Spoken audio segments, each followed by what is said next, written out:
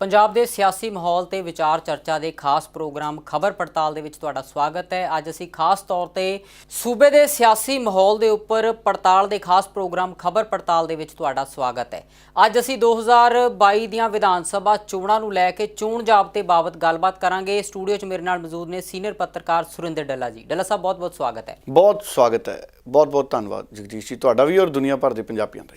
ਡੱਲਾ ਸਾਹਿਬ, ਚੋਣ ਜ਼ਾਬਤੇ ਬਾਰੇ ਗੱਲਬਾਤ ਕਰਾਂਗੇ ਅੱਜ। ਆਖਿਰ ਚੋਣ ਜ਼ਾਬਤਾ ਕਦੋਂ ਕੁ ਲੱਗ ਸਕਦਾ ਹੈ? ਅਜੇ ਚੋਣ ਜ਼ਾਬਤਾ ਲੱਗਣ ਦੀ ਕੀ ਸੰਭਾਵਨਾ ਹੈ? ਕਿਵੇਂ ਦੇਖਦੇ ਹੋ ਕਿ ਕਦੋਂ ਕੁ ਤੱਕ ਚੋਣ ਜ਼ਾਬਤਾ ਲੱਗ ਸਕਦਾ ਹੈ, ਜਾਂ ਫਿਰ ਜਿਵੇਂ ਤੁਸੀਂ ਐਨਾਲਿਸਿਸ ਕੀਤਾ ਹੈ ਕਿ ਚੋਣ ਜ਼ਾਬਤਾ ਲੱਗਣ ਦੇ ਵਿੱਚ ਥੋੜੀ ਦੇਰੀ ਹੋ ਸਕਦੀ ਹੈ, ਕੀ ਨੇ ਉਹਦੇ ਕਾਰਨ, ਤੇ ਚੋਣ ਜ਼ਾਬਤੇ ਦੀ ਕੀ ਸਿਆਸਤ ਹੁੰਦੀ ਹੈ ਉਸ ਦੇ ਬਾਰੇ ਵੀ ਸਾਡੇ ਦਰਸ਼ਕਾਂ ਨੂੰ ਥੋੜਾ ਦੱਸੋ। ਦੇਖੋ, ਸਭ ਤੋਂ ਪਹਿਲਾਂ ਤਾਂ ਮੈਨੂੰ ਇਹ ਲੱਗਦਾ ਹੈ ਜਗਦੀਸ਼ ਜੀ ਕਿ ਚੋਣ ਜ਼ਾਬਤਾ ਪੰਜਾਬ ਦੇ ਵਿੱਚ 31 ਜਨਵਰੀ ਤੋਂ ਬਾਅਦ ਲੱਗੇਗਾ। ਜਨਵਰੀ ਦੇ ਮਹੀਨੇ ਤੋਂ ਬਾਅਦ ਇਸ ਵਾਰ ਚੋਣ ਜ਼ਾਬਤਾ ਲੱਗ ਸਕਦਾ ਹੈ।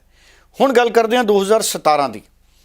2017 ਨੂੰ 4 ਜਨਵਰੀ ਨੂੰ 2017 'ਚ 4 ਜਨਵਰੀ ਨੂੰ ਕੋਡ ਆਫ ਕੰਡਕਟ ਲੱਗ ਗਿਆ ਸੀ ਜਦੋਂ ਚੋਣਾਂ ਦਾ ਡੇਟਾਂ ਦਾ ਐਲਾਨ ਹੋਇਆ। ਇਸੇ ਕਰਕੇ ਸਾਰੇ ਲੋਕ ਸੋਚ ਰਹੇ ਸੀ ਵੀ ਇਸ ਵਾਰ ਵੀ ਦਸੰਬਰ ਦੇ ਅੰਤ ਤੱਕ ਚੋਣ ਜ਼ਾਬਤਾ ਲੱਗ ਜੂ।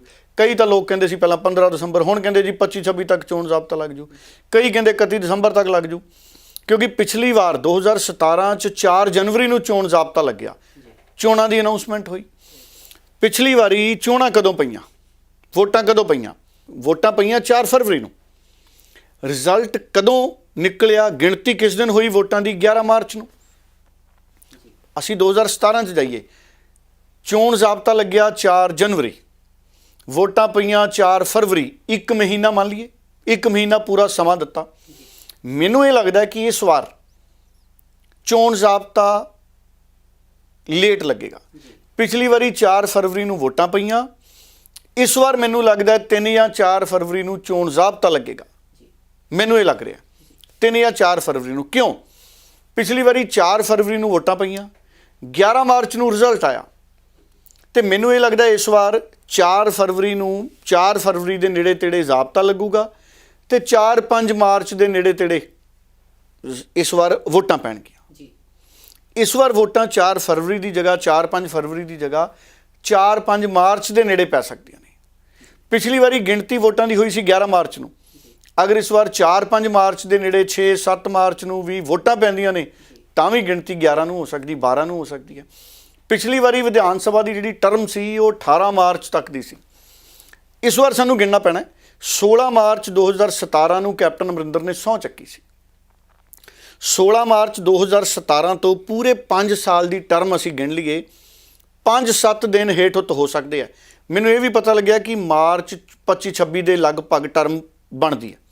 ਹੋ ਸਕਦਾ 5-7 ਦਿਨ ਘੱਟ ਹੋਣ, 10 ਦਿਨ ਘੱਟ ਹੋਣ। ਜੇ 10 ਦਿਨ ਘੱਟ ਵੀ ਹੋਣਗੇ 26 ਮਾਰਚ ਤੋਂ ਤਾਂ ਵੀ 16 ਮਾਰਚ ਹੈ। ਜੇ ਅਸੀਂ 16 ਮਾਰਚ 2017 ਤੋਂ 16 ਮਾਰਚ 2022 ਲੈ ਲਈਏ, ਮੰਨ ਲਈਏ 5 ਸਾਲ ਹੋ ਗਏ, ਤਾਂ ਵੀ 16 ਮਾਰਚ ਹੈ। ਤੇ ਜੇ 11 ਨੂੰ ਵੀ ਕਾਊਂਟਿੰਗ ਹੋ ਜਾਂਦੀ ਹੈ ਤਾਂ 7 ਦਿਨ ਨੇ। 11 ਨੂੰ ਗਿਣਤੀ ਹੁੰਦੀ ਹੈ, 3 ਦਿਨ ਬਾਅਦ ਸਰਕਾਰ ਸਹੁੰ ਚੱਕ ਸਕਦੀ ਹੈ। ਜੇ 16 ਤੱਕ ਮਿਆਦ ਹੈ ਤੇ 15 ਨੂੰ ਵੀ ਸਹੁੰ ਚੱਕ ਸਕਦੀ ਸਰਕਾਰ, 16 ਨੂੰ ਵੀ। ਜੇ 26 ਤੱਕ ਮਿਆਦ ਹੈ ਤੇ 26 ਨੂੰ ਵੀ ਸਰਕਾਰ ਸਹੁੰ ਚੱਕ ਸਕਦੀ। ਇਸ ਕਰਕੇ ਗਗਨ ਜੀ, ਜਗਦੀਸ਼ ਜੀ, ਮੈਨੂੰ ਇਹ ਲੱਗਦਾ ਕਿ ਇਸ ਵਾਰ ਜਿਹੜਾ ਚੋਣ ਜ਼ਾਬਤਾ ਹੈ ਉਹ ਫਰਵਰੀ ਦੇ ਪਹਿਲੇ ਹਫਤੇ ਲੱਗੇਗਾ, ਔਰ ਵੋਟਾਂ ਦੀ ਗਿਣਤੀ ਅਗਰ ਫਰਵਰੀ ਦੇ ਪਹਿਲੇ ਹਫਤੇ ਚੋਣ ਜ਼ਾਬਤਾ ਲੱਗਦਾ ਹੈ ਤੇ ਵੋਟਾਂ ਮਾਰਚ ਦੇ ਪਹਿਲੇ ਹਫਤੇ ਪੈ ਸਕਦੀਆਂ ਨੇ।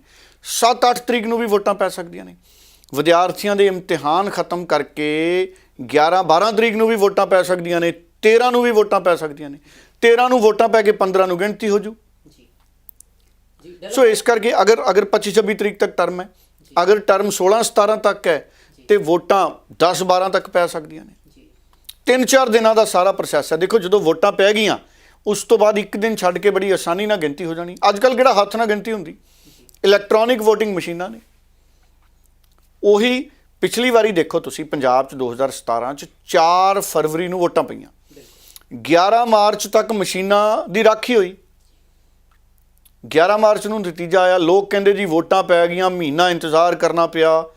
ਇਸ ਵਾਰ ਉਹ ਇੰਤਜ਼ਾਰ ਸਰਕਾਰ ਨੇ ਨਹੀਂ ਕਰਾਉਣਾ, ਇਲੈਕਸ਼ਨ ਕਮਿਸ਼ਨ ਨੇ। ਉਹਦੇ ਪਿੱਛੇ ਵੀ ਕਾਰਨ ਨੇ, ਜੇ ਤੁਸੀਂ ਪੁੱਛੋਗੇ ਤਾਂ ਮੈਂ ਤੁਹਾਨੂੰ ਦੱਸ। ਜੀ ਬਿਲਕੁਲ। ਪਹਿਲਾਂ ਮੈਂ ਸਵਾਲ ਇਹ ਲੈਣਾ ਚਾਹੁੰਦਾ ਡੱਲਾ ਸਾਹਿਬ ਕਿ ਮੰਨ ਲਓ ਚੋਣ ਜਾਬਤਾ ਜਿਵੇਂ ਤੁਸੀਂ ਦੱਸਿਆ ਹਾਲੇ ਨਹੀਂ ਲੱਗਦਾ, ਹਾਲੇ ਥੋੜਾ ਸਮਾਂ ਮਿਲ ਜੂਗਾ ਸਰਕਾਰ ਨੂੰ, ਸੂਬਾ ਸਰਕਾਰ ਨੂੰ ਸਮਾਂ ਮਿਲ ਜੂਗਾ ਥੋੜਾ ਲੋਕਾਂ ਦੇ ਵਿੱਚ ਵਿਚਰਨ ਦਾ, ਜਾਂ ਨਵੇਂ ਜਿਹੜੇ ਐਲਾਨ ਕੀਤੇ ਨੇ ਉਹਨਾਂ ਨੂੰ ਪੂਰੇ ਕਰਨ ਦਾ ਸੂਬਾ ਸਰਕਾਰ ਨੂੰ ਸਮਾਂ ਮਿਲ ਸਕਦਾ? ਕੀ ਕਾਂਗਰਸ ਨੂੰ ਕੋਈ ਫਾਇਦਾ ਹੋ ਸਕਦਾ ਇਸ ਦਾ ਲੇਟ ਹੋਣ ਦਾ? ਨਹੀਂ, ਮੈਨੂੰ ਇਹ ਲੱਗਦਾ ਪਹਿਲਾਂ ਤਾਂ ਇਹਦੇ ਪਿੱਛੇ ਦੀ ਸਿਆਸਤ ਨੂੰ ਸਮਝੀਏ। ਜਿਹੜਾ ਸਾਡਾ ਭਾਰਤੀ ਚੋਣ ਕਮਿਸ਼ਨ ਹੈ ਉਹ ਕਨਸਟੀਟਿਊਸ਼ਨਲ ਬਾਡੀ ਹੈ, ਸੰਵਿਧਾਨਿਕ ਸੰਸਥਾ ਹੈ, ਪਰ ਸਾਡੇ ਮੁਲਕ ਦੀ ਸਿਆਸਤ ਤੇ ਪੂਰਾ ਇਤਬਾਰ ਨਹੀਂ ਕੀਤਾ ਜਾਂਦਾ ਸਿਆਸਤਦਾਨਾਂ ਤੇ। ਫਿਰ ਵੀ ਮੰਨਿਆ ਇਹ ਜਾਂਦਾ ਵੀ ਕਿਤੇ ਨਾ ਕਿਤੇ ਚੋਣ ਕਮਿਸ਼ਨ ਸਿੱਧੇ ਜਾਂ ਸਿੱਧੇ ਰੂਪ 'ਚ ਸਰਕਾਰਾਂ ਵੱਲੋਂ ਵਰਤ ਲਿਆ ਜਾਂਦਾ, ਪ੍ਰਭਾਵਿਤ ਕਰ ਦਿੱਤਾ ਜਾਂਦਾ। ਹੁਣ ਚੋਣ ਕਮਿਸ਼ਨ ਨੂੰ ਵੀ ਕਿਤੇ ਨਾ ਕਿਤੇ ਕੋਈ ਹਰੀ ਝੰਡੀ ਕੇਂਦਰ ਸਰਕਾਰ ਤੋਂ ਚਾਹੀਦੀ ਹੁੰਦੀ ਕਿ ਵੋਟਾਂ ਕਦੋਂ ਕਰਾਉਣੀਆਂ। ਕੇਂਦਰ ਸਰਕਾਰ ਚਾਹੂਗੀ, ਦੇਖੋ ਹਜੇ ਸਾਡੇ ਕੱਲ੍ਹ ਤੱਕ ਕਿਸਾਨ ਵਾਪਸ ਮੁੜਨੇ ਸ਼ੁਰੂ ਹੋਏ, ਕੱਲ ਕਿਸਾਨ ਵਾਪਸ ਮੁੜਨੇ ਸ਼ੁਰੂ ਹੋਏ। ਹੁਣ ਬੀਜੇਪੀ ਵੀ ਚਾਹੇਗੀ ਕਿ 1-2 ਮਹੀਨਾ ਭਾਰਤੀ ਜਨਤਾ ਪਾਰਟੀ ਲੋਕਾਂ 'ਚ ਵਿਚਰੇ, ਲੋਕਾਂ ਨੂੰ ਦੱਸੇ ਵੀ ਅਸੀਂ ਖੇਤੀ ਕਾਨੂੰਨ ਵਾਪਸ ਲੈ ਲਏ। ਮੋਦੀ ਸਾਹਿਬ ਨੇ ਬੱਲੇ ਬੱਲੇ ਕਰਾਉਣੀ ਹੈ ਬੀਜੇਪੀ ਵਾਲਿਆਂ ਨੇ ਮੋਦੀ ਸਾਹਿਬ ਦੀ ਵੀ। ਮੋਦੀ ਸਾਹਿਬ ਦੇ ਨਾਂ ਤੇ ਹੀ ਬੀਜੇਪੀ ਨੇ ਵੋਟਾਂ ਮੰਗਣੀਆਂ ਨੇ ਪੰਜਾਬ 'ਚ, ਹੋਰ ਤਾਂ ਕੋਈ ਕੰਮ ਬੀਜੇਪੀ ਨੇ ਕੀਤਾ ਨਹੀਂ। ਇਸ ਕਰਕੇ ਕਿਤੇ ਨਾ ਕਿਤੇ ਕੇਂਦਰ ਸਰਕਾਰ ਚਾਹੇਗੀ ਕਿ ਘੱਟੋ ਘੱਟ ਬੀਜੇਪੀ ਨੂੰ 1-1.5-2 ਮਹੀਨੇ ਮਿਲਣ।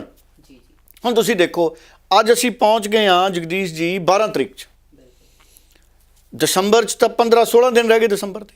ਸੋ 1.5 ਮਹੀਨਾ ਵੀ ਜੇ ਅਸੀਂ ਮੰਨੀਏ 31 ਜਨਵਰੀ ਤੱਕ ਕੇਂਦਰ ਸਰਕਾਰ ਚਾਹੇਗੀ ਕਿ ਬੀਜੇਪੀ ਦੀ ਪੰਜਾਬ ਇਕਾਈ ਨੂੰ ਵਕਤ ਮਿਲੇ। ਇਹ 1.5 ਮਹੀਨੇ 'ਚ ਦੇਖੋ ਬੀਜੇਪੀ ਨੇ ਉਮੀਦਵਾਰ ਲੱਭਣੇ ਆ, ਫਿਰ ਬੀਜੇਪੀ ਨੇ ਦੂਸਰੀਆਂ ਪਾਰਟੀਆਂ 'ਚੋਂ ਵੀ ਸ਼ਾਮਲ ਕਰਾਉਣੇ, ਬੀਜੇਪੀ ਨੇ ਵੀ ਰੈਲੀਆਂ ਕਰਨੀਆਂ, ਮਾਹੌਲ ਬਣਾਉਣਾ। ਦੇਖੋ ਅਕਾਲੀ ਤਾਂ ਮੀਟਿੰਗਾਂ ਕਰੀ ਜਾਂਦੇ, ਰੈਲੀਆਂ ਕਰੀ ਜਾਂਦੇ, ਕਾਂਗਰਸੀ ਵੀ ਕਰੀ ਜਾਂਦੇ, ਆਪ ਵਾਲੇ ਵੀ ਕਰੀ ਜਾਂਦੇ।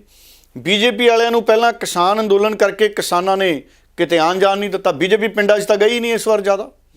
ਲੁਕਮੀਆਂ ਮੀਟਿੰਗਾਂ ਹੁੰਦੀਆਂ ਸੀ, ਉੱਥੇ ਵੀ ਕਿਸਾਨ ਆ ਜਾਂਦੇ ਸੀ। ਇਸ ਕਰਕੇ ਬੀਜੇਪੀ ਚਾਹੂਗੀ ਕਿ ਸਾਨੂੰ 1.5 ਮਹੀਨਾ ਮਿਲ ਜੇ। ਉਸ 1.5 ਮਹੀਨੇ 'ਚ ਇੱਕ ਤਾਂ ਕਿਸਾਨਾਂ ਨੂੰ ਬੀਜੇਪੀ ਇਹ ਦੱਸੂਗੀ ਵੀ ਦੇਖੋ ਅਸੀਂ ਹੁਣ ਕਾਨੂੰਨ ਵਾਪਸ ਲੈ ਲਏ ਤੇ ਹੁਣ ਸਾਨੂੰ ਕੋਈ ਰੋਕ ਟੋਕ ਨਹੀਂ ਬੀਜੇਪੀ ਨੂੰ ਕਿਸਾਨਾਂ ਨੇ ਵੀ ਕਰਨੀ। ਬੀਜੇਪੀ ਪ੍ਰਚਾਰ ਕਰੂ ਜਾ ਕੇ, ਦੂਸਰੀਆਂ ਪਾਰਟੀਆਂ ਦੇ ਲੀਡਰ ਵੀ ਬੀਜੇਪੀ 'ਚ ਮੌਕਾ ਦੇਖ ਕੇ ਆਉਣਗੇ। ਕੈਪਟਨ ਅਮਰਿੰਦਰ ਨੇ ਪਾਰਟੀ ਬਣਾਤੀ ਪੰਜਾਬ ਲੋਕ ਕਾਂਗਰਸ। ਹਾਲਾਂਕਿ ਕੈਪਟਨ ਅਮਰਿੰਦਰ ਪਹਿਲਾਂ ਪੰਜਾਬ ਨਾਲ ਨਹੀਂ ਖੜੇ, ਪੰਜਾਬ ਦੇ ਮੁੱਦਿਆਂ ਨਾਲ ਨਹੀਂ ਖੜੇ ਕੈਪਟਨ ਅਮਰਿੰਦਰ। ਚਲੋ ਪੰਜਾਬ ਨਾਲ ਤਾਂ ਖੜੇ ਨੇ, ਦੇਸ਼ ਭਗਤ ਹੈ ਕੈਪਟਨ ਅਮਰਿੰਦਰ, ਸਾਬਕਾ ਫੌਜੀ ਨੇ, ਪਰ ਉਹ ਪੰਜਾਬ ਦੇ ਮੁੱਦਿਆਂ ਨਾਲ ਨਹੀਂ ਖੜੇ। ਅਸਤੀਫਾ ਹੀ ਦੇ ਗਏ ਪਹਿਲਾਂ ਹੀ ਮੁੱਦੇ ਪੂਰੇ ਕਰਨ ਤੋਂ। ਲੋਕਾਂ ਨਾਲ ਨਹੀਂ ਖੜੇ ਕਿਉਂਕਿ ਮੁੱਦਿਆਂ ਦੇ ਨਾਲ ਹੀ ਲੋਕ ਨੇ। ਕਾਂਗਰਸ ਨਾਲ ਨਹੀਂ ਖੜੇ ਕਿਉਂਕਿ ਅਸਤੀਫਾ ਦੇ ਗਏ ਕਾਂਗਰਸ ਤੋਂ। ਪਰ ਹੁਣ ਉਹਨਾਂ ਨੇ ਨਾਮ ਬਣਾ ਲਿਆ ਪੰਜਾਬ ਲੋਕ ਕਾਂਗਰਸ। ਚਲੋ ਕੈਪਟਨ ਅਮਰਿੰਦਰ ਸਤਿਕਾਰਤ ਆਗੂ ਨੇ, ਤਮਾਮ ਇਹ ਸਿਆਸੀ ਐਨਾਲਿਸਿਸ ਦੇ ਬਾਵਜੂਦ ਕੈਪਟਨ ਅਮਰਿੰਦਰ ਸਤਿਕਾਰਤ ਆਗੂ ਨੇ ਕਿਉਂਕਿ ਲੰਮਾ ਸਮਾਂ ਉਹਨਾਂ ਨੇ ਮੁੱਖ ਮੰਤਰੀਸ਼ਿਪ ਪੰਜਾਬ 'ਚ ਨਿਭਾਈ ਹੈ। ਪਰ ਉਹਦਾ ਕਾਮਯਾਬ ਮੁੱਖ ਮੰਤਰੀ ਕੈਪਟਨ ਅਮਰਿੰਦਰ ਸਿੰਘ ਨਹੀਂ ਗਿਣੇ ਜਾਣੇ, ਮੈਂ ਜ਼ਰੂਰ ਕਹਿ ਦਾਂ। ਪਰ ਹੁਣ ਕੈਪਟਨ ਅਮਰਿੰਦਰ ਦੀ ਬੀਜੇਪੀ ਨਾਲ ਸਾਂਝ ਬਣ ਗਈ। ਹੁਣ ਢੀਂਡਸਾ ਸਾਹਿਬ ਨੂੰ ਵੀ ਨਾਲ ਲੈ ਕੇ ਆਉਣਾ। ਕੈਪਟਨ ਅਮਰਿੰਦਰ, ਬੀਜੇਪੀ, ਸੁਖਦੇਵ ਢੀਂਡਸਾ ਅਗਰ ਇਕੱਠੇ ਹੋ ਜਾਂਦੇ ਆ ਤੇ ਕੋਈ ਜੋੜ ਤੋੜ ਕਰਨਗੇ ਵੀ ਕਿਹੜਾ ਉਮੀਦਵਾਰ ਨੂੰ ਬੀਜੇਪੀ ਟਿਕਟ ਦੇਵੇ, ਕਿਹਨੂੰ ਕੈਪਟਨ ਅਮਰਿੰਦਰ ਟਿਕਟ ਦੇਣ, ਕਿਹਨੂੰ ਢੀਂਡਸਾ ਸਾਹਿਬ ਦੀ ਪਾਰਟੀ ਤੋਂ ਟਿਕਟ ਦਵਾਈਏ ਜੇ ਇਕੱਠੇ ਹੁੰਦੇ ਆ ਤਾਂ। ਸੋ ਇਸ ਕਰਕੇ ਸਮਾਂ ਬੀਜੇਪੀ ਨੂੰ ਵੀ ਚਾਹੀਦਾ। ਮੈਂ ਕੁਝ ਮਹੀਨਾ ਪਹਿਲਾਂ, 2 ਮਹੀਨੇ ਪਹਿਲਾਂ ਜਗਦੀਸ਼ ਜੀ, ਉਦੋਂ ਗਗਨਦੀਪ ਜੀ ਆਪਣੇ ਹੁੰਦੇ ਸੀ ਸਾਡੇ ਸਾਥੀ ਨੇ, ਫਿਰ ਬਹੁਤ ਜਲਦ ਆਉਣਗੇ ਚੋਣਾਂ ਤੋਂ ਬਾਅਦ ਸਾਡੇ ਨਾਲ। ਜਗਦੀਸ਼ ਜੀ, ਗਗਨਦੀਪ ਸਿੰਘ ਨਾਲ ਮੈਂ ਇੱਕ ਐਨਾਲਿਸਿਸ ਕੀਤਾ ਸੀ। ਮੈਂ ਉਸ ਦਿਨ ਕਿਹਾ ਸੀ ਕਿ ਮੈਨੂੰ ਲੱਗਦਾ ਪੰਜਾਬ 'ਚ ਮੁਕਾਬਲਾ ਕਾਂਗਰਸ ਦਾ, ਭਾਵ ਸਿੱਧੂ ਦਾ, ਕਾਂਗਰਸ ਦਾ ਵੀ ਨਹੀਂ ਸਿੱਧੂ ਦਾ ਕਿਹਾ ਸੀ ਮੈਂ ਕਿਹਾ ਸੀ ਪੰਜਾਬ 'ਚ ਮੁਕਾਬਲਾ 2022 ਦੇ ਲਈ ਨਵਜੋਤ ਸਿੰਘ ਸਿੱਧੂ ਔਰ ਭਾਜਪਾ 'ਚ ਹੋਊ। ਔਰ ਉਹ ਅਸਾਰ 1.5 ਮਹੀਨਾ ਅਗਰ ਚੋਣਾਂ ਲੇਟ ਹੋ ਗਈਆਂ ਤੇ ਇਸ 1.5 ਮਹੀਨੇ 'ਚ ਭਾਰਤੀ ਜਨਤਾ ਪਾਰਟੀ, ਕੈਪਟਨ ਅਮਰਿੰਦਰ ਸਿੰਘ ਨੇ ਦੂਜੀਆਂ ਪਾਰਟੀਆਂ ਦੇ ਕਈ ਨਾਰਾਜ਼ ਉਮੀਦਵਾਰ ਲਿਆਉਣੇ। ਜਿਹਨੂੰ ਆਪ ਤੋਂ ਨਹੀਂ ਟਿਕਟ ਮਿਲਣੀ ਉਹਨੇ ਰਾਹ ਬਦਲ ਲੈਣਾ, ਜਿਹਨੂੰ ਕਾਂਗਰਸ ਤੋਂ ਨਹੀਂ ਟਿਕਟ ਮਿਲਣੀ ਉਹਨੇ ਰਾਹ ਬਦਲ ਲੈਣਾ, ਜਿਹਨੂੰ ਅਕਾਲੀਆਂ ਤੋਂ ਨਹੀਂ ਟਿਕਟ ਮਿਲਣੀ ਉਹਨੇ ਰਾਹ ਬਦਲ ਲੈਣਾ। ਔਰ ਕਾਂਗਰਸ ਔਰ ਅਕਾਲੀ ਦਲ ਉਹ ਪਾਰਟੀਆਂ ਨੇ ਜਿਨ੍ਹਾਂ 'ਚ ਬਹੁਤ ਉਮੀਦਵਾਰ ਨੇ, ਮੁਕਾਬਲਾ ਟਿਕਟ ਲਈ ਨੱਕੋ ਨੱਕ ਹੈ। ਕਾਂਗਰਸ 'ਚ ਇੱਕ ਹਲਕੇ ਲਈ 3-3, 4-4 ਤਕੜੇ ਉਮੀਦਵਾਰ ਹੈ। ਉਹਨਾਂ 'ਚੋਂ ਇੱਕ ਵੀ ਨਾਰਾਜ਼ ਹੋ ਕੇ ਅਗਰ ਦੂਜੀਆਂ ਪਾਰਟੀਆਂ 'ਚ ਚੱਲ ਗਿਆ ਤੇ ਉਹਦੇ ਨਾਲ ਮੁਕਾਬਲਾ ਬੀਜੇਪੀ ਤੇ ਕੈਪਟਨ ਅਮਰਿੰਦਰ ਨੂੰ ਤਾਕਤ ਮਿਲ ਜਾਣੀ। ਸੋ ਇਸ ਕਰਕੇ ਇਸ ਵਕਤ ਅਕਾਲੀ ਦਲ 'ਚੋਂ ਕਈ ਉਮੀਦਵਾਰਾਂ ਨੂੰ ਟਿਕਟਾਂ ਨਹੀਂ ਮਿਲੀਆਂ, ਉਹ ਵੀ ਤਾਕ ਛੋਣਗੇ ਅਸੀਂ ਬੀਜੇਪੀ ਚੱਲ ਜਾਈਏ, ਕੈਪਟਨ ਕੋਲੇ ਚੱਲ ਜਾਈਏ। ਆਪ ਵਾਲੇ ਵੀ ਕਈ ਵਲੰਟੀਅਰ ਜਿਨ੍ਹਾਂ ਨੇ ਮਿਹਨਤਾਂ ਕੀਤੀਆਂ, ਉਹ ਕਹਿੰਦੇ ਆਪ ਵਾਲੇ ਦੂਜੀਆਂ ਪਾਰਟੀਆਂ 'ਚੋਂ ਬੁਲਾ ਕੇ ਟਿਕਟਾਂ ਦੇਈ ਜਾਂਦੇ, ਅਸੀਂ ਇੱਥੇ ਕੀ ਕਰਨਾ। ਕਈ ਕਹਿੰਦੇ ਆਪ ਦੇ ਵੀ ਕਈ ਲੋਕ ਬੀਜੇਪੀ ਔਰ ਕਾਂਗਰਸ 'ਚ ਜਾ ਸਕਦੇ ਆ, ਢੀਂਡਸਾ ਨਾਲ ਜਾ ਸਕਦੇ ਆ। ਇਸ ਕਰਕੇ ਸਿਆਸਤ ਬੜੀ ਦਿਲਚਸਪ ਹੋਣ ਵਾਲੀ ਹੈ ਜਗਦੀਸ਼ ਜੀ ਆਉਂਦੇ ਦਿਨਾਂ ਦੇ ਵਿੱਚ। ਔਰ ਮੈਨੂੰ ਲੱਗਦਾ ਕਿ ਮੁੱਖ ਮੁਕਾਬਲਾ ਨਵਜੋਤ ਸਿੰਘ ਸਿੱਧੂ ਔਰ ਬੀਜੇਪੀ ਦੇ ਵਿਚਾਲੇ ਬਣ ਸਕਦਾ ਹੈ, ਪੰਜਾਬ ਦੇ ਵਿੱਚ ਬਣ ਸਕਦਾ। ਹਜੇ ਵੀ ਕਈ ਲੋਕ ਕਹਿਣਗੇ ਕਿ ਬੀਜੇਪੀ ਨੂੰ ਵੋਟਾਂ ਪੈਣੀਆਂ ਨਹੀਂ ਜੀ, ਬੀਜੇਪੀ ਨੂੰ ਵੋਟਾਂ ਕਿਵੇਂ ਪੈ ਜਾਣਗੀਆਂ, ਕਿਸਾਨ ਨਾਰਾਜ਼ ਨੇ। ਡੇਢ ਮਹੀਨੇ ਦੇ ਵਿੱਚ ਕੋਈ ਵੀ ਜ਼ਖਮ ਹੈ ਜਿਹੜਾ ਹਰਾ ਹੋ ਜਾਂਦਾ ਹੈ। 1-1.5 ਮਹੀਨੇ 'ਚ ਲੱਤ ਲੁੱਤ ਵੀ ਟੁੱਟੀ ਹੋਵੇ, ਪਲਸਤਰ ਲਾ ਕੇ ਠੀਕ ਹੋ ਜਾਂਦਾ। ਤੇ ਆਉਂਦੇ ਦਿਨਾਂ 'ਚ ਭਾਰਤੀ ਜਨਤਾ ਪਾਰਟੀ ਕੋਈ ਖੁਸ਼ਖਬਰੀਆਂ ਵੀ ਸੁਣਾਊਗੀ। ਮੈਨੂੰ ਲੱਗਦਾ ਮੋਦੀ ਸਾਹਿਬ ਕੋਈ ਵੱਡਾ ਪੈਕੇਜ ਕੱਢ ਕੇ ਲਿਆਉਣਗੇ ਪੰਜਾਬ ਲਈ। ਹੁਣ ਵੱਡੇ ਲੀਡਰ ਜਦੋਂ ਵੱਡੀ ਗੱਲ ਕਰਦੇ ਨੇ, ਜੇ ਮੋਦੀ ਸਾਹਿਬ ਕਹਿ ਦੇਣ ਵੀ ਮੈਂ 2 ਲੱਖ ਕਰੋੜ ਦਾ ਪੈਕੇਜ ਦਿੰਦਾ, ਜਾਂ ਕੋਈ ਕਰਜ਼ਾ ਹੀ ਮਾਫ ਕਰ ਦੇਣ ਕਿਸਾਨਾਂ ਦਾ, ਦੇਖੋ ਕਿੱਡੀ ਖੁਸ਼ੀ ਦੀ ਗੱਲ ਹੈ ਜੇ ਕਿਸਾਨਾਂ ਦਾ ਕਰਜ਼ਾ ਮਾਫ ਹੋ ਜੇ। ਕੈਪਟਨ ਤਾਂ ਕਰ ਨਹੀਂ ਸਕਿਆ। ਜੇ ਮੋਦੀ ਸਾਹਿਬ ਕਹਿਣ ਵੀ ਮੈਂ ਕਿਸਾਨਾਂ ਦਾ ਕਰਜ਼ਾ ਮਾਫ ਅੱਜ ਤੋਂ, ਤੇ ਪ੍ਰਕਿਰਿਆ ਸ਼ੁਰੂ ਹੋ ਜਾਏ ਤੇ ਕਿਸਾਨਾਂ ਨੂੰ ਬੈਂਕ ਕਹਿ ਦੇਣ ਵੀ ਤੁਹਾਡਾ ਕਰਜ਼ਾ ਆ ਗਿਆ, ਤੇ ਕਿੱਡੀ ਗੱਲ ਬਣ ਗਈ ਜੀ। ਕਿਸਾਨਾਂ ਨੂੰ ਕੀ ਚਾਹੀਦਾ? ਪਿਆਸੇ ਨੂੰ ਕੀ ਚਾਹੀਦਾ? 2 ਬੂੰਦਾਂ ਪਾਣੀ। ਤੇ ਸਾਡੇ ਕਿਸਾਨ ਕਰਜ਼ਈ ਤਾਂ ਮਾੜੀਆਂ ਨੀਤੀਆਂ ਕਰਕੇ ਹੋਏ ਨੇ ਨਾ। ਸਾਡੇ ਕਿਸਾਨਾਂ ਨੇ ਕਿਹੜਾ ਪੈਸਾ ਲੈ ਕੇ ਆਪਣੇ ਮਕਾਨ ਬਣਾ ਲਏ? ਖੇਤੀ 'ਚ ਕਰਜ਼ਈ ਹੋਏ, ਮਾੜੀਆਂ ਨੀਤੀਆਂ ਕਰਕੇ ਕਰਜ਼ਈ ਹੋਏ। ਅਗਰ ਕੇਂਦਰ ਸਰਕਾਰ ਸਮੁੱਚੀ ਕਿਸਾਨੀ ਦਾ ਕਰਜ਼ਾ ਮਾਫ ਕਰ ਦਿੰਦੀ ਹੈ, ਬੀਜੇਪੀ ਮੁਕਾਬਲੇ 'ਚ ਹੈ। ਪਰ ਅਗਲੀ ਲੜਾਈ ਹੈ ਜਿਹੜੀ, ਉਹ ਕੌਣ ਜਿੱਤੂ? ਉਹ ਮੁੱਦਿਆਂ ਤੇ ਆਧਾਰਿਤ ਹੈ। ਮੁਕਾਬਲਾ ਫਿਰ ਵੀ ਸਿੱਧੂ ਦਾ ਤੇ ਬੀਜੇਪੀ ਦਾ ਹੀ ਹੋਣਾ ਉਸ ਹਾਲਾਤਾਂ 'ਚ ਜਦੋਂ ਬੀਜੇਪੀ ਸਮੁੱਚੀ ਕਿਸਾਨੀ ਦਾ ਕਰਜ਼ਾ ਮਾਫ ਕਰ ਦੂ। ਕਿਉਂ? ਕਿਉਂਕਿ ਅਗਰ ਬੀਜੇਪੀ ਕਿਸਾਨਾਂ ਦਾ ਕਰਜ਼ਾ ਵੀ ਮਾਫ ਕਰਦੀ ਹੈ, ਇਹ ਕੋਈ ਅਹਿਸਾਨ ਨਹੀਂ। ਮੈਂ ਫਿਰ ਉਹੀ ਕਿਹਾ ਸੀ ਕਿ ਸਰਕਾਰਾਂ ਦੀਆਂ ਮਾੜੀਆਂ ਨੀਤੀਆਂ ਕਰਕੇ ਹੀ ਕਿਸਾਨ ਕਰਜ਼ਈ ਹੋਇਆ।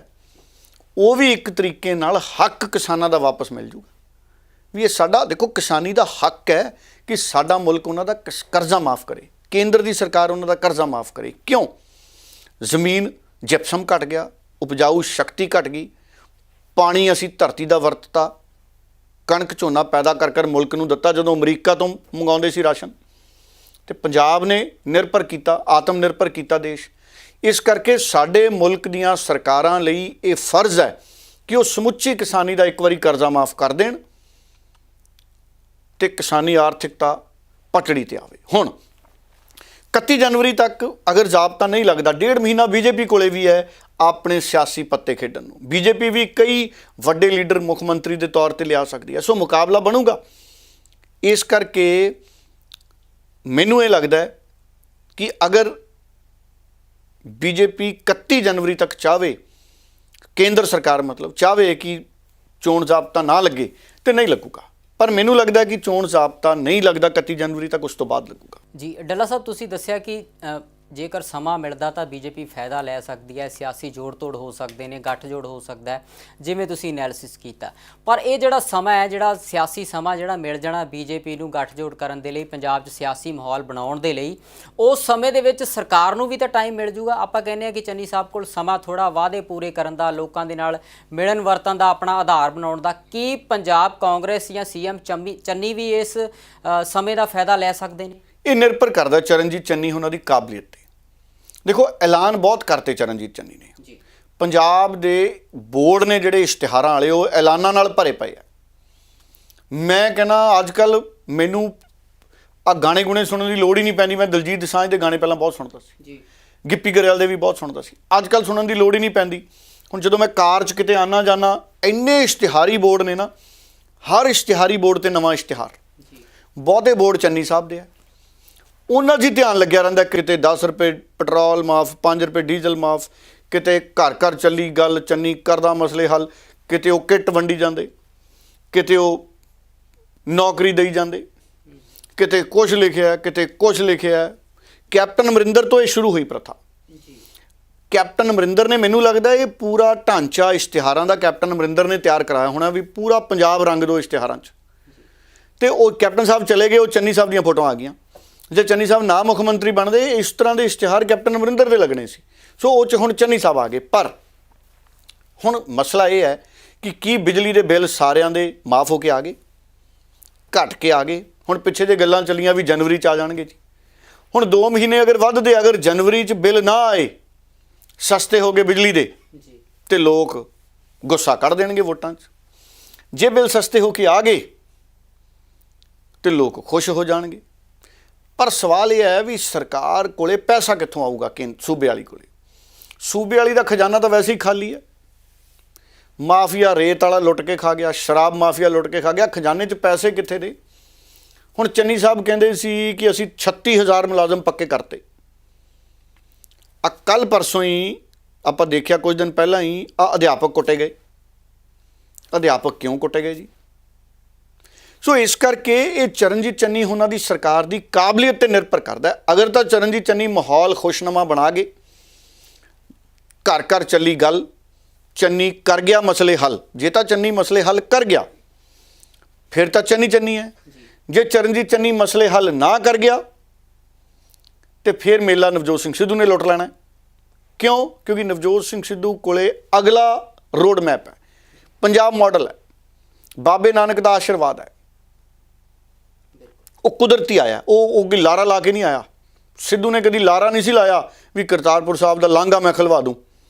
ਉਹ ਤਾਂ ਰੱਬ ਨੇ ਖਲਵਾਤਾ, ਉਹ ਤੋਂ ਉਹਨੂੰ ਦੂਤ ਬਣਾਤਾ ਵੀ ਭਾਈ ਸੁਨੇਹਾ ਲੈ ਕੇ ਜਾ, ਕਹਿ ਜਾ ਕੇ ਇੰਡੀਆ ਵੀ ਖੁੱਲੂ। ਉਦੋਂ ਮੰਨਦੇ ਨਹੀਂ ਸੀ ਦੂਜੇ ਵੀ ਖੁੱਲ ਜੂ। ਇਹ ਰੱਬ ਕਰਕੇ ਹੋਇਆ ਹੈ। ਹੁਣ ਕੁਦਰਤ ਕਿਸੇ ਨਾ ਕਿਸੇ ਲੀਡਰ ਨੂੰ ਤਾਕਤ ਦਿੰਦੀ ਹੈ, ਕੁਦਰਤ ਵੀ ਹੁਣ ਤੇਰੀ ਵਾਰੀ ਹੈ। ਤੇ ਮੈਨੂੰ ਇਹ ਲੱਗਦਾ ਵੀ ਹੁਣ ਨਵਜੋਤ ਸਿੰਘ ਸਿੱਧੂ ਦੀ ਵਾਰੀ ਹੈ। ਉਹਦੇ ਕੋਲੇ ਪੰਜਾਬ ਦਾ ਮਾਡਲ ਹੈ, ਰੋਡ ਮੈਪ ਹੈ। ਤੇ ਅਗਰ ਸਿੱਧੂ ਵਰਸਸ ਬੀਜੇਪੀ ਮੁਕਾਬਲਾ ਹੁੰਦਾ, ਬੜਾ ਦਿਲਚਸਪ ਹੋਊਗਾ। ਪਰ ਮੈਨੂੰ ਇਹ ਲੱਗਦਾ ਕਿ ਸਰਕਾਰ, ਜੇ ਰੱਬ ਨੇ ਤੈਅ ਕੀਤਾ ਕਿ ਨਵਜੋਤ ਸਿੰਘ ਸਿੱਧੂ ਨੂੰ ਅੱਗੇ ਲੈ ਕੇ ਆਉਣਾ ਹੈ, ਤੇ ਫਿਰ ਨਵਜੋਤ ਸਿੰਘ ਸਿੱਧੂ ਦੇ ਜ਼ਰੀਏ ਭਲਾ ਪੰਜਾਬ ਦਾ ਹੋ ਸਕਦਾ ਹੈ। ਜੀ ਡੱਲਾ ਸਾਹਿਬ, ਉਮੀਦ ਕਰਦੇ ਹਾਂ ਕਿ ਸੱਤਾ 'ਚ ਕੋਈ ਵੀ ਪਾਰਟੀ, ਕੋਈ ਵੀ ਆਗੂ ਆਵੇ, ਆਮ ਲੋਕਾਂ ਦੀ ਗੱਲ ਸੁਣੀ ਜਾਵੇਗੀ ਤੇ ਪੰਜਾਬ ਦੇ ਵਿੱਚ ਸਿਆਸੀ ਮਾਹੌਲ ਜਿਹੜਾ ਬਦਲੇਗਾ, ਲੋਕਾਂ ਦੀ ਗੱਲ ਸੁਣੀ ਜਾਊਗੀ, ਲੋਕਾਂ ਦੀ ਜ਼ਿੰਦਗੀ ਖੁਸ਼ਹਾਲ ਹੋਏਗੀ। ਹੁਣ ਆਪਾਂ ਇਸ ਪ੍ਰੋਗਰਾਮ ਨੂੰ ਇੱਥੇ ਖਤਮ ਕਰਦੇ ਹਾਂ। ਡੱਲਾ ਸਾਹਿਬ, ਦਰਸ਼ਕਾਂ ਤੋਂ ਇਜਾਜ਼ਤ ਲੈਂਦੇ ਹਾਂ। ਬਹੁਤ ਬਹੁਤ ਧੰਨਵਾਦ। ਬਹੁਤ ਬਹੁਤ ਧੰਨਵਾਦ।